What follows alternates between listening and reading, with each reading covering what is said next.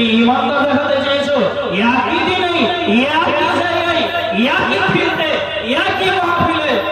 একদিন হলো ক্রিকেট খেলা, একদিন হলো ক্রিকেট খেলা, যুবক ছেলেগুলোকে একদিকে করতে হবে।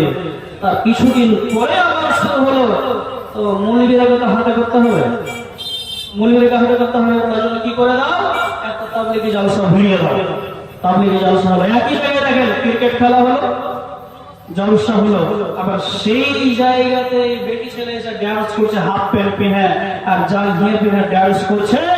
আর ওখানে করে আবার কি হয়েছে, আবার এখন মেলা বসে আছে। চলে যান আপনি চাঁদপুর ব্রিজের নিচে দেখবেন এখন পর্যন্ত মেলা বসে আছে। তুমি তাকে কি বোঝাতে চেয়েছো, কি বোঝাতে চেয়েছো ওখান থেকে? আল্লাহ যে বলছেন ঈমানদার যে হবে তার আরেকটি বৈশিষ্ট্য হবে যে আয়াত যখন শুনবে তার ঈমান বেড়ে যাবে। তুমি ট্রেনিংটা দিয়েছিলে কি করে, এক মাস কি ট্রেনিং দিলে?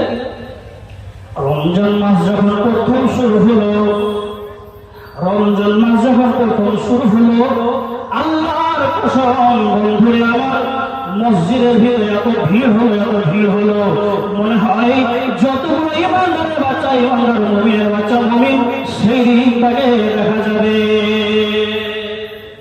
এত ঈমানদার মৌলভী সাহেবকে 2 মিনিট পুজো করতে দেরি করে দেয়, তো কাতার ফাড়িয়ে ঢুকতে হয়েছে। একটু ফাঁকা দাও না যে জায়গা কাঞ্জে, ঢুকতে হয়েছে কাতার ফাড়িয়ে। আর এখন বর্তমান কি হয়েছে, এখন কি হয়েছে মসজিদে তাকিয়ে দেখেন আপনি।